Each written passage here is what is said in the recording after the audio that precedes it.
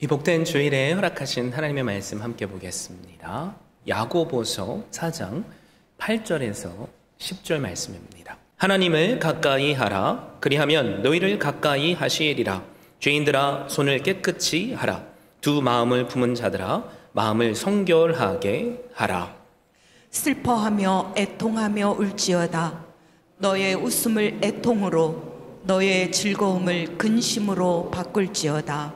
주 앞에서 낮추라. 그리하면 주께서 너희를 높이시리라. 아멘. 저는 귀한 복된 주일에 행동하는 믿음 두 번째 시간으로 하나님을 가까이 하라 라는 제목으로 말씀을 증거하고자 합니다. 여러분, 북극과 남극에는 만년설이 있죠. 그 이유는 태양과의 각도가 멀어져서 태양빛이 닿는 양이 적기 때문입니다. 한마디로 말하면 태양과의 거리가 멀어서 꽁꽁 땅이 얼어붙는 거죠. 마찬가지로 우리 마음이 얼어붙는 이유가 있다면 멀어졌기 때문입니다. 특별히 신앙생활이 냉랭하게 됐다면 그 이유는 빛 되시는 하나님과 내가 멀어졌기 때문입니다. 예배를 빼먹고 기도 생활을 소홀히 하고 하나님께 순종하지 못하면 여러분 어느새 나도 모르게 내 삶과 우리 주변은 하나 둘씩 얼어붙게 됩니다. 우리는 삶이 얼어붙으면 무슨 특별한 노력을 내가 기울여야 그리고 발버둥 쳐야만 그 상황에서 벗어나는 줄 알아요. 그런데 그 해결점은 다른 데 있지 않고요. 바로 거리에 있어요. 그래서 하나님과 나와의 사이가 가까워지면 봄철에 따사로운 햇빛으로 눈이 녹아내리듯 삶의 모든 문제가 녹아내리기 시작합니다. 그래서 시편 73편 28절은 하나님께 가까이함이 내게 복이라 라고 말씀하는 거죠. 그러므로 하나님께 가까이 가면 갈수록 하나님께서는 우리에게 빛으로 능력으로 함께 하시며 은혜를 베푸시고요. 또 보호와 사랑으로 함께 하십니다. 여러분, 다윗이 골리앗을 물리쳤을 수 있었던 힘의 원천이 뭐라고 생각하세요? 주님과의 거리에 그 답이 있죠. 다윗은 여호와를 목자로 삼았기 때문에 만군의 여호와의 이름을 들고 나아갈 수 있었고요.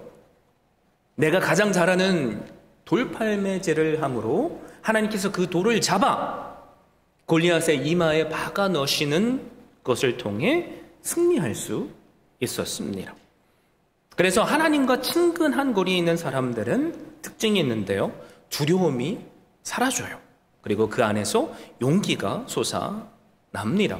그래서 우리에게 하나님과 새벽 교제가 있고 말씀의 교제가 있고 예배의 교제가 있다면 나도 모르게 그분이 주신 능력으로 나는 행동하는 믿음의 소유자가 되는 거죠.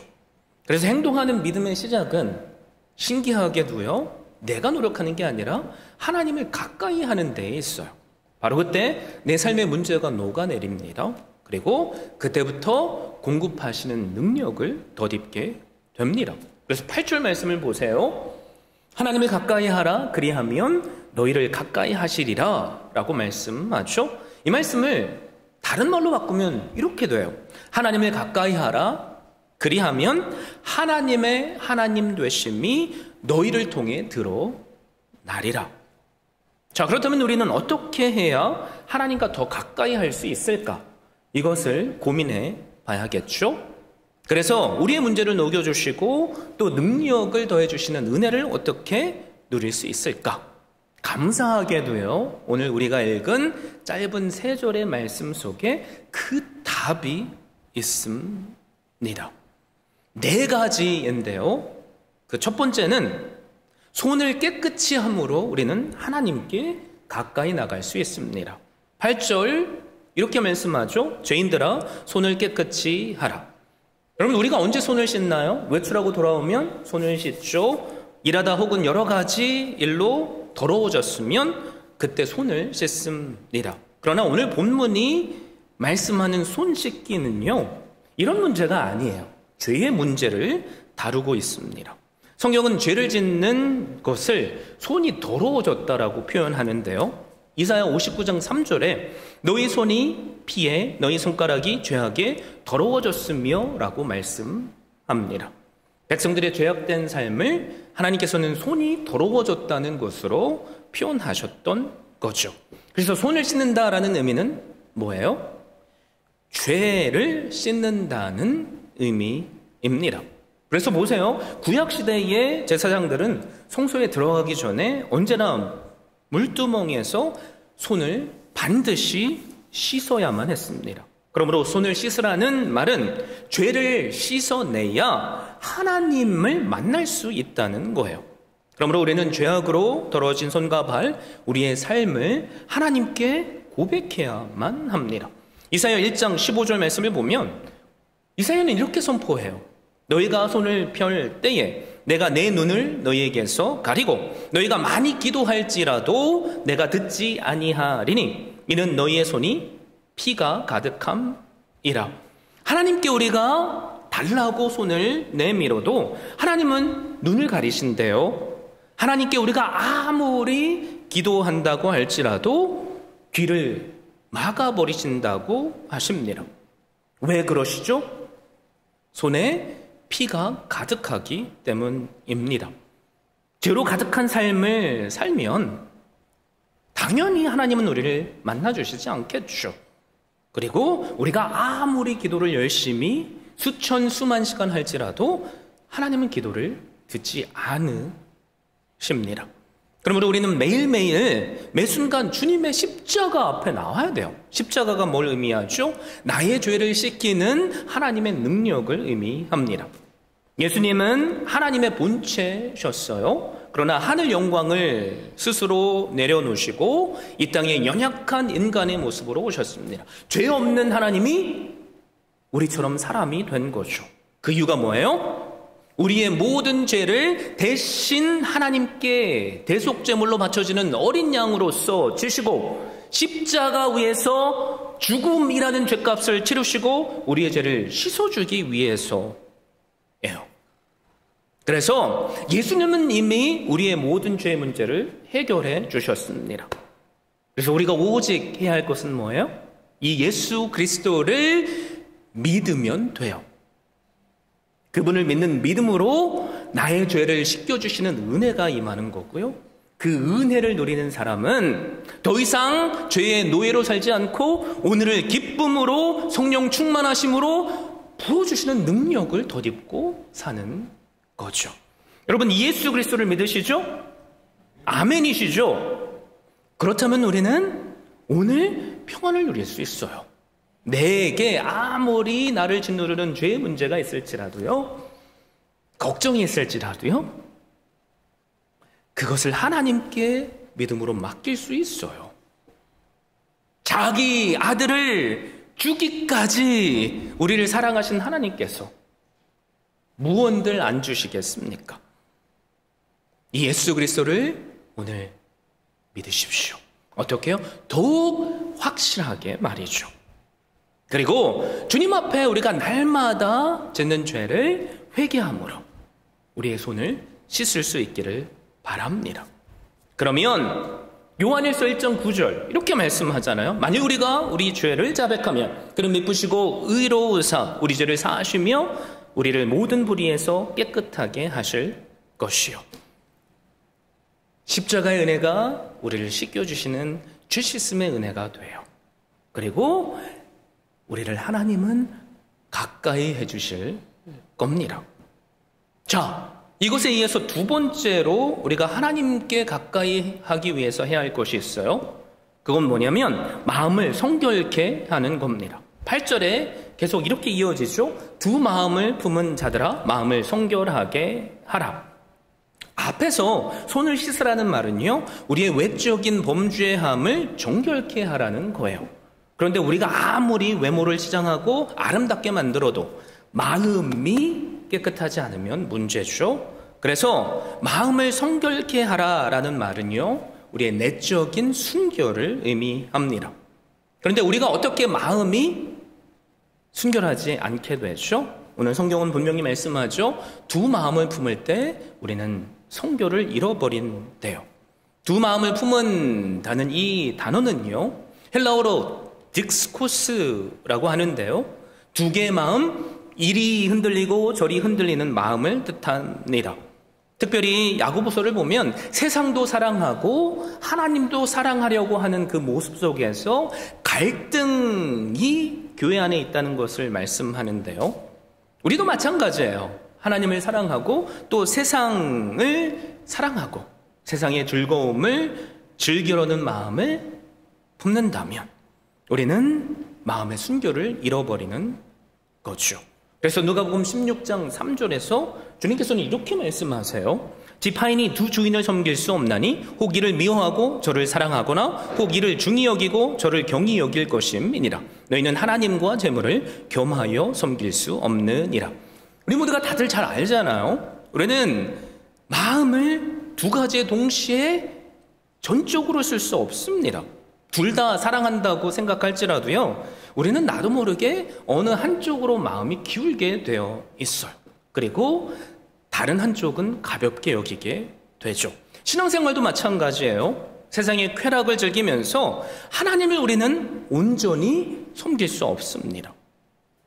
그래서 두 마음을 품은 너희들아 성결케 되라 라는 이 말씀은요, 이거예요. 너의 시선을 오직 하나님께만 두라.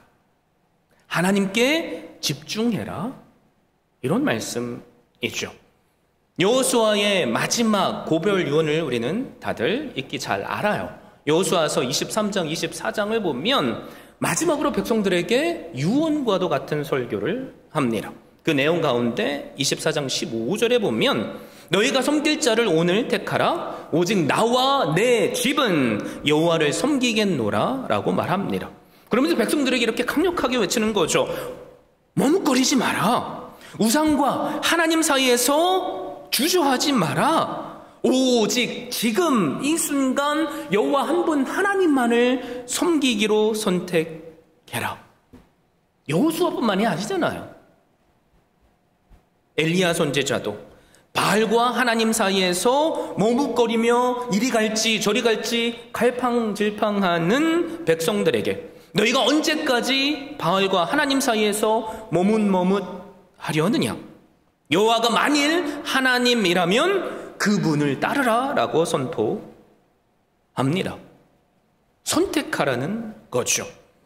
요한계시록을 봐도 마찬가지예요. 라오디게아 교회에게 주님은 네가 차지도 않고 뜨겁지도 않다라고 말씀하십니다. 차든지 뜨겁든지 하라는 거죠. 그러면서 무슨 말씀을 하세요? 그렇게 미지근하면 내가 내 입에서 너희를 토해낼 것이다 라고 말씀합니다. 자, 그들이 왜 미지근한 신앙이 된 거죠? 요한계시록은 분명히 말씀하죠. 나는 부자라 부요하여 부족한 것이 없다라고 생각했기 때문이에요. 부족한 것이 없으니 한 손은 뭘 붙잡는 거죠? 재물을 붙잡고 있는 거요. 그리고 다른 한 손은 하나님을 그래서 버릴 수는 없으니까 하나님도 붙잡고 서 있는 거죠. 그런데 하나님은 그것을 뭐라고 표현하세요? 내가 내 입에서 너희를 토해내겠다라고 말씀하십니다. 그래서 우리는 우리의 손의 범죄함을 예수 그리스도의 보혈로 씻어내야 되고요. 그리고 우리의 마음의 성결을 어떻게 해요? 하나님께 집중함으로 하나님 앞에 나와야만 됩니다. 그럴 때 하나님은 우리와 함께 하시는 거죠. 하나님을 가까워하는 세 번째 방법은 즐거움을 근심으로 바꾸는 겁니다. 이 말씀은 조금 어려운데요. 한번 9절을 함께 보죠. 슬퍼하며 애통하며 울지어다. 너희 웃음을 애통으로 너희 즐거움을 근심으로 바꿀지어다. 무슨 말씀인지 잘 모르겠죠. 내가 지금 즐거운데 왜 그걸 애통으로 바꿔야 되나? 이런 생각이 들 거예요. 여러분, 그런데 이 말씀은 우리가 세상 즐거움을 얻기 위해서 하나님을 소홀히 했던 그 일들을 슬퍼하며 애통하라는 말씀이에요. 한번 생각해 보세요. 젊은 아들이 매일 밖에 나가서 술에 취해 친구들과 스스로는 즐거워하는데 그 모습을 보는 부모님의 마음은 어떻죠? 슬퍼요. 그래서 내가 스스로 웃고 있고 즐기는 그 일 때문에 하나님께서도 슬퍼하실 수 있는 겁니다. 내가 즐거워하며 즐기는 그 순간 하나님의 마음을 생각하며 그 즐거움을 애통함으로 바꾸라는 거죠. 그래서 우리의 기쁨은요, 나 혼자만의 기쁨이 되면 안 돼요. 하나님의 기쁨이 되어야만 합니다.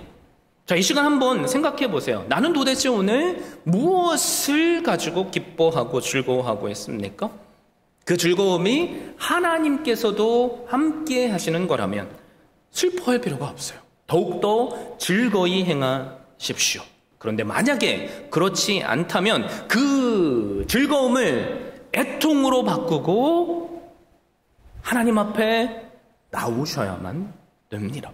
그럴 때 우리는 하나님을 가까이 할 수 있고요, 가까이 하는 우리를 하나님은 그 누구보다도 주목하시며 만나 주세요. 그리고 네 번째 마지막 방법이 있습니다. 주 앞에서 나 자신을 낮추는 겁니다. 그래서 10절에 이렇게 말씀해요. 주 앞에서 낮추라. 그리하면 주께서 너희를 높이시리라. 여러분, 우리가 누구하고 함께하고 싶지 않죠? 교만한 사람하고는 다 함께하고 싶지 않아요. 한번 생각해 보세요. 만날 때마다 자기 자랑만 계속하고 또 나 자신을 높이려고 하는 사람, 우리는 다 1초도 함께하고 싶지 않을 거예요. 밥을 사준다고 해도, 뭘 해준다고 해도 no. 하물며 하나님께서는 이런 사람들을 어떻게 생각하시겠습니까? 한번 생각해 보세요. 내가 아무리 잘났다고 하나님 앞에서 내 잘남을 드러낸다면 그것처럼 어리석은 일이 어디 있을까요? 그래서 하나님 앞에 겸손하다는 것은요, 사실 다른 게 아니에요. 나의 한계를, 부족함을 스스로 인정하는 겁니다. 그래서 우리가 함께 읽지는 않았지만 13절부터 보면 이런 내용이 나와요. 몇 사람의 상인들이 모여 있습니다. 이 사람들은 어떤 도시에 가서 무슨 장사를 할까 고민하며 지금 회의하고 있어요. 아마도 커다란 지도를 펼쳐 놨겠죠. 그러면서 이들은 날짜를 정합니다. 그리고 갈 곳을 정합니다. 기간도 1년으로 정했습니다. 그리고 무슨 장사를 하면 떼돈을 벌 수 있을까 함께 지혜를 맞댔어요. 그리고 아마도 계산기를 꺼내놓고 하나하나 일일이 계산하겠죠. 내가 1년 동안 이곳에서 이 장사를 하면 사업자금과 생활비와 교통비를 제외한 순이익이 아마 이쯤 될 거예요. 이미 계산이 섰을 겁니다. 그래서 모두들 큰 기대를 가지고 꿈에 부풀어 있는데 갑자기 어디선가 음성이 들려오는 거예요. 그게 14절에서 16절 말씀입니다. 내 일을 너희가 알지 못하는도다. 너희 생명이 무엇이냐? 너희는 잠깐 보이다가 없어지는 안개니라. 너희가 도리어 말하기를 주의 뜻이면 우리가 살기도 하고 이것이나 저것을 하리라 할 것이거늘 이제도 너희가 허탄한 자랑을 하니 그러한 자랑은 다 악한 것이라. 여러분, 사실 이 사람들의 계획은 완벽했어요. 시간과 날짜와 장소 모든 것을 완벽하게 리서치를 다 끝내놨기 때문입니다. 계획도 구체적이죠. 그런데 그들의 계획 속에 한 가지 빠진 것이 있죠. 뭐가 빠졌어요? 주의 뜻, 하나님이 빠져 있습니다. 그래서 하나님께서 그들의 목숨을 데려가시면 너희들이 했던 모든 계획은 물거품이 되는 거라는 거죠. 그래서 겸손이란 자기 자신의 한계를 인정하는 거예요. 그래서 겸손한 사람의 입술에는 항상 이런 고백이 나오죠. 하나님께서 도와주시지 않으시면 제가 아무리 노력할지라도 할 수 있는 것이 없습니다. 제가 아무리 지혜를 펼치고 지혜로운 사람에게 조언을 구해도 주님의 뜻이 함께 하시지 않으시면 저는 실패할 수밖에 없습니다. 그래서 겸손한 사람은 자신의 일을 계획하지만 사람의 조언도 구하지만 항상 그 중심에는 하나님의 뜻을 구하는, 먼저 주님의 나라와 의를 구하는 모습이 있습니다. 그래서 겸손이 하나님께 가까이 가는 최고와 최선의 방법이에요. 우리 스스로 나의 연약함을 고백할 수 있기를 바라요. 그리고 하나님 앞에 겸손히 나아갈 수 있기를 바랍니다. 그럴 때 하나님은 우리를 가까이 해주실 것이고요. 또 하나님께서 능력을 부어주셔서 우리를 통해서 하나님의 하나님 되심을 드러내 주실 줄 믿습니다. 오늘 본문 8절 하나님을 가까이 하라라는 이 말씀에서요, 가까이 하라라는 헬러 단어의 뜻을 살펴보면 쥐어짜서 틈이 없다라는 뜻이 있습니다. 하나님과 우리 사이를 그렇게 쥐어짜가지고 그 어떤 곳도 들어갈 틈이 없게 만들라는 거죠. 그래서 하나님과 가까이 하는 삶을 살기 위해서는 먼저 나 자신을 살펴보셔야 돼요. 혹시 우리 가운데 하나님께 가까이 가는 것을 방해하는, 내 손을 더럽게 하는 죄의 문제가 있지는 않습니까? 하나님께서 이 시간 깨닫게 해주시기를 바라요. 그리고 우리가 회개할 수 있기를 바랍니다. 혹시 우리 마음 가운데 나는 내 입술로는 아니라고 말하지만 하나님도 섬기고 또 세상도 누리고자 하는 두 마음을 품고 있지는 않습니까? 나 자신을 인정하고 나의 마음을 하나님께 온전히 돌려드릴 수 있기를 바랍니다. 혹시 우리는 세상의 즐거움과 웃음만을 추구하며 살고 있지는 않습니까? 아니면 하나님 없이도 나는 살 수 있다는 교만함이 있지는 않습니까? 그렇다면 지금 바로 나의 죄를 씻기시는 그 십자가의 능력 앞에 나오십시오. 그분 앞에 고백하고 회개함으로 나를 만나주시는 그 은혜 누리십시오. 우리의 마음이 얼마나 갈팡질팡해요. 하나님께 집중하고 싶다고 해도 이런 문제가 생기고 저런 문제가 생기면 우리는 이리 흔들렸다 저리 흔들렸다 할 수밖에 없어요. 바로 이 순간 그 모든 것을 하나님께 맡겨드리고요, 하나님께 내 마음을 온전히 집중해 보세요. 우리 입술에 겸손의 고백을 하며 말이죠. 하나님, 제 힘으로는 안 됩니다. 제 지혜로, 제 능력으로 안 됩니다. 우리가 아무리 머리를 맞대도 우리의 힘으로는 할 수 없습니다. 우리를 긍휼히 여겨주십시오. 이 겸손의 고백을 할 수 있기를 바랍니다. 이 모습을 보시고 하나님은요, 오늘 꽁꽁 얼어붙은 우리의 마음 위에 빛을 비춰주실 거예요. 어떤 빛이요?